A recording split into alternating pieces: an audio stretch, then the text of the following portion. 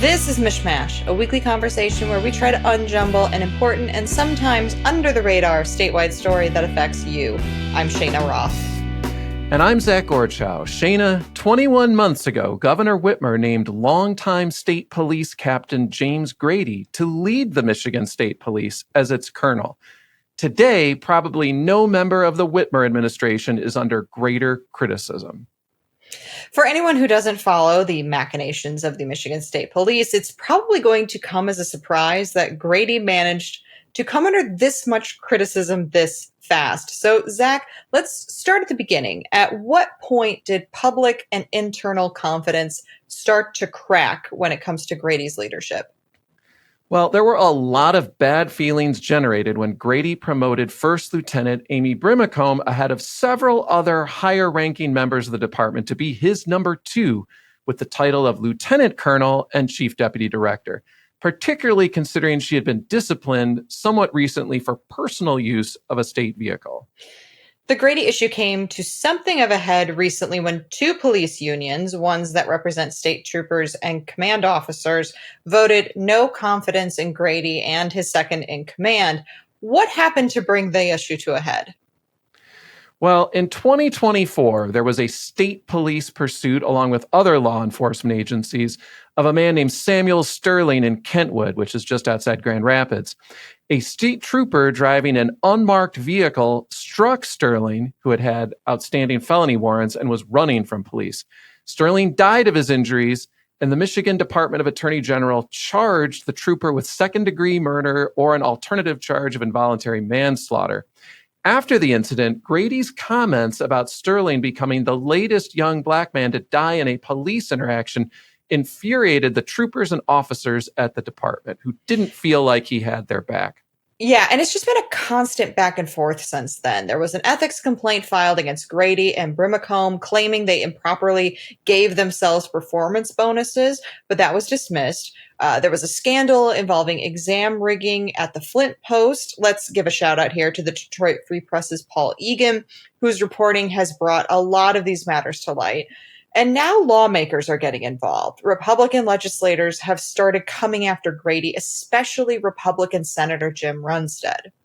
That's right. The no confidence votes from the unions that represent troopers and command officers, and we should emphasize that's extraordinary for the unions to take a vote like that, really kicked Republican criticism of Grady into overdrive. These legislators have called for Grady to resign, saying he's lost the confidence of his employees. Runstead has resurfaced the issue of Brimacombe's use of a state vehicle for personal matters and called for the Attorney General to investigate.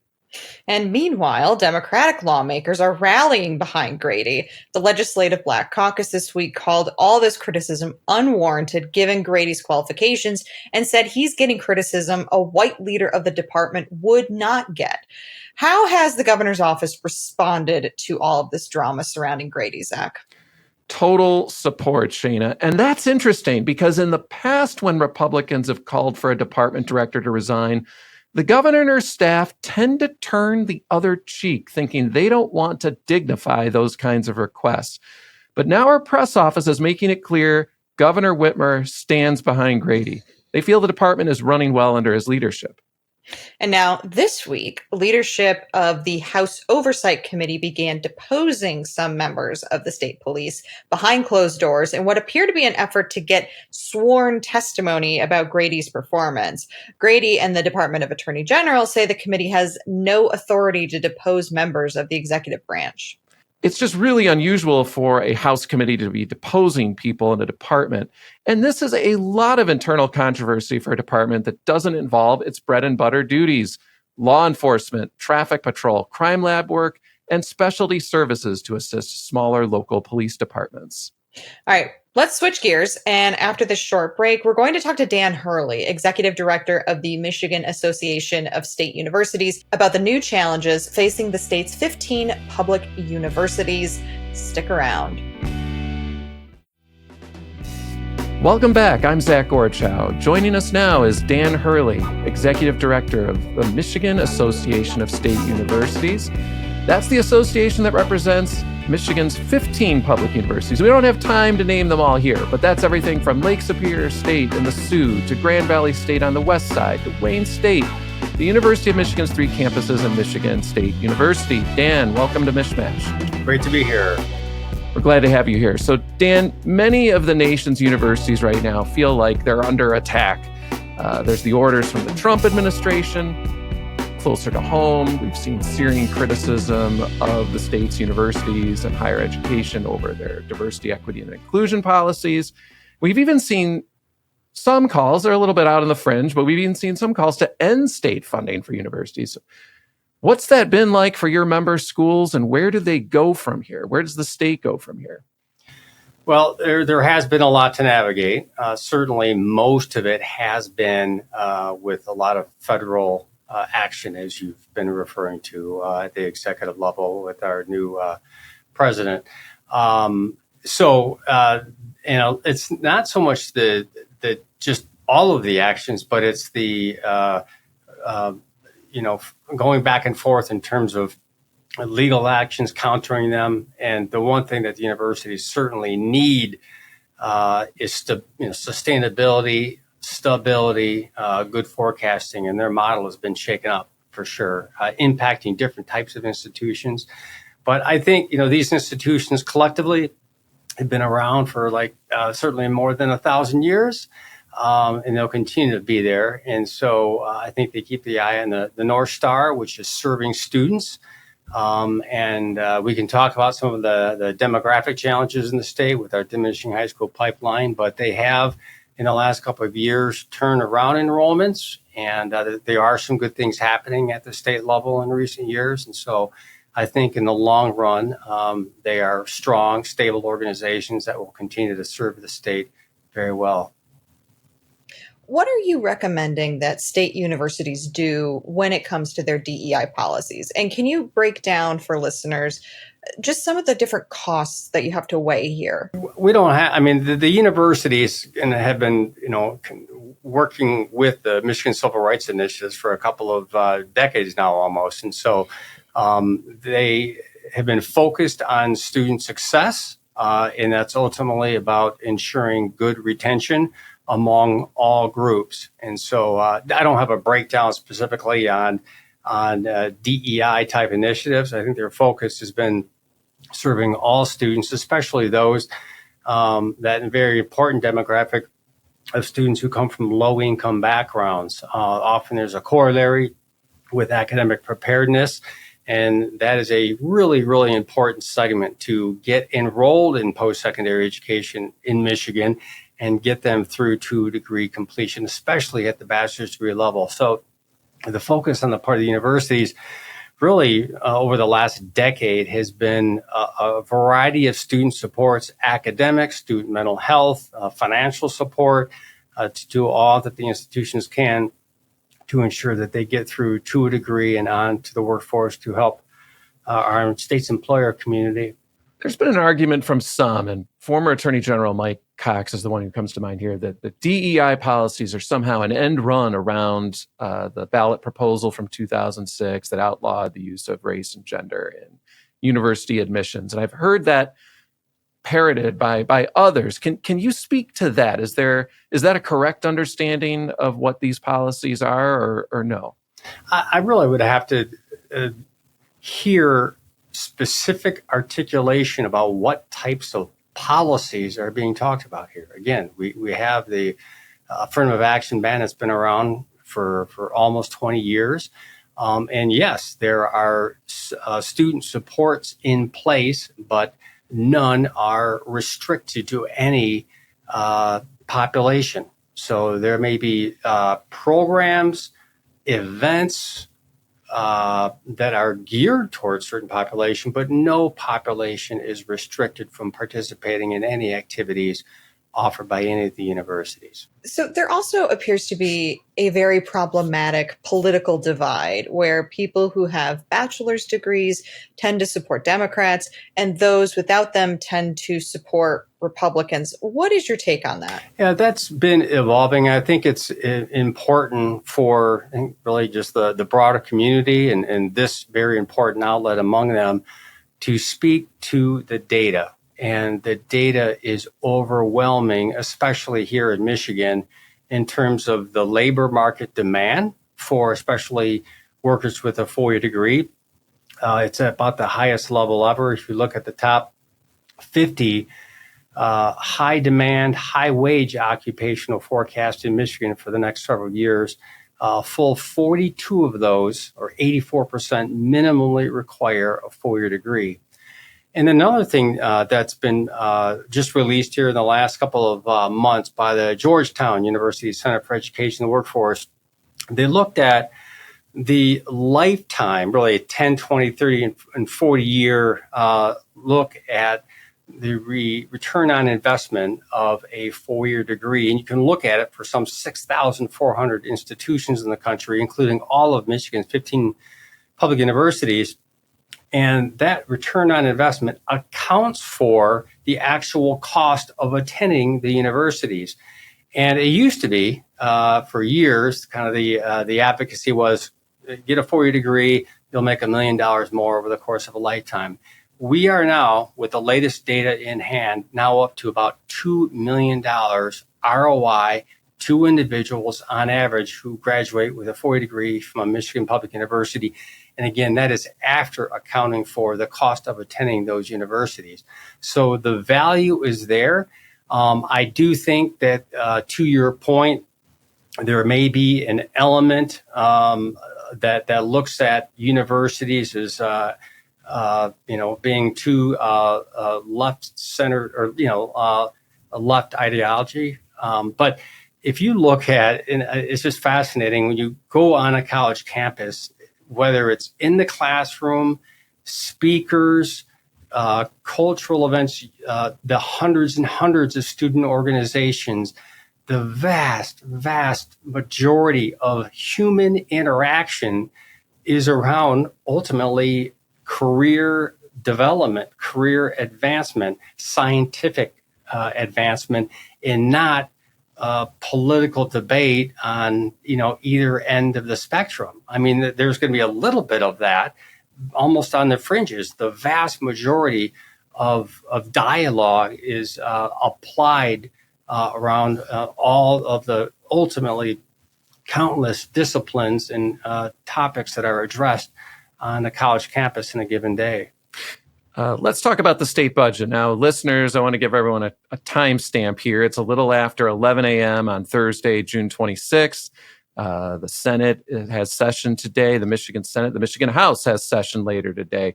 There's I would say small, probably decreasingly small chance that there will be further developments following the recording of this show. But based on what we know right now, the Senate many weeks ago approved what might be called a traditional higher education budget, an increase year over year. The House, that was a Senate Democratic majority. The House, with its Republican majority, went in a much different direction. It was operationally a 49% cut was the initial proposal. They walked that way back, although it's still a big change, a big hit to a couple of universities. I know you don't want to get deep into the weeds on this because it's such a moving target, but can you speak to how universities are feeling right now with such wildly different proposals? Yeah, I mean, on one hand, there is, I would say, some anxiety and concern on the part of some institutions, some of our larger institutions, and I think some wariness on really the part of them all. But we are together with a consensus that we're hopeful that when the final budget is done, that there will be an increase in state operation support for all of the state's public universities. Yes, there's certainly a lot of daylight between the House plan and the Senate's plan and the governor's recommendation. But when you look at, over the course of history, especially in recent years, there has been some, pretty strong support for not just the institutions, but especially for students in terms of student financial aid. And again, when you look at all of the compelling data and the importance of these amazing public assets and what they do for per capita incomes in the state and regional economic development, we're hopeful that that will be understood, realized, and affirmed through an increase in state support for all of the universities.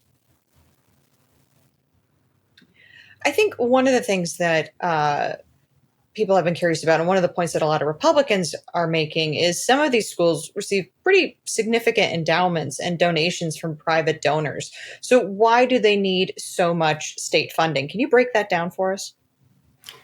Yes, thank you for asking it. It's a very simple principle, and that is when donors contribute to a university, the vast majority of those donors do so to support a specific cause. Among those are supporting student grants and scholarships, faculty fellowships, research funding, facilities, and yes, of course, athletics, to name a few. And so, and the earnings, so those universities, they invest those dollars. Often those dollars are intended to be into perpetuity, or at least for several years. And the earnings off of those dollars are also applied towards the same donor intents. And so people don't donate to the universities, so those universities can turn around and pay electric bills or fix sidewalks.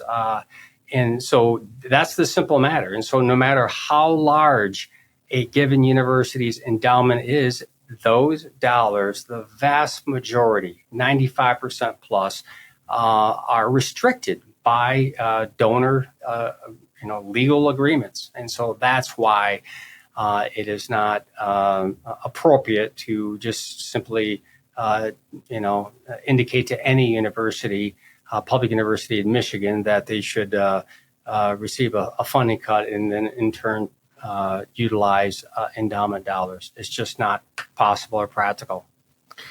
Can you address the criticism that's been directed at some of the universities? And we're probably talking about U of M and MSU in particular here regarding international students.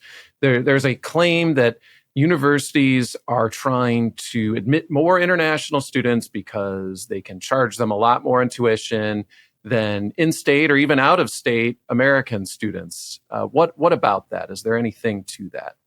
Yeah, I would agree. It probably does boil down to University of Michigan. Michigan State has been growing its enrollment. Actually, all of those two schools have been.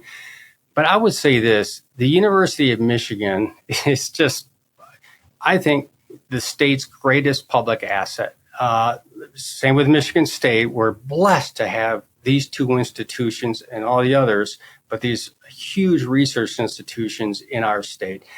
And U of M is U of M in part because it is not just a national asset, it is cherished globally. And the talent that it brings in from students, staff, faculty, researchers, scientists around the world make it what it is. And that in turn allows it to generate billions of dollars a year in grants, research, development, company startups, new jobs. And I think that total portfolio needs to be taken into consideration. And so it's not about enrolling more international students just from a revenue standpoint. It's about making sure that they attract the top talent in all facets, and that talent generates more talent and more revenues that make that institution what it is today. In the past 30 years, university operations have gone from being funded roughly 50-50 from state funds and tuition to about 75% tuition and 25% state aid.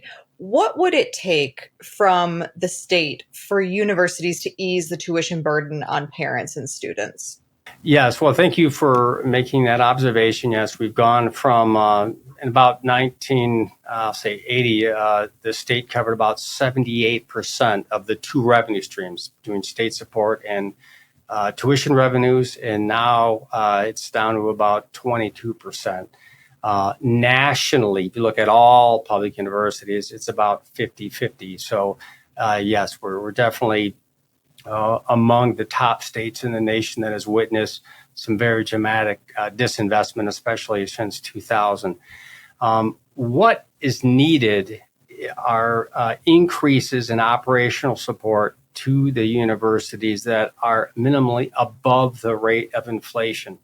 A 3% increase might sound good, but that's just simply keeping up with inflation, and we're staying the same or even falling behind relative to the rest of the nation. And so that has been our request for many years now, is increases in operational support above the rate of inflation. And consistency, sustainability. These are huge, complex organizations with a lot of built-in costs. About 80 cents of every dollar spent is on faculty, staff, on the human side of the enterprise.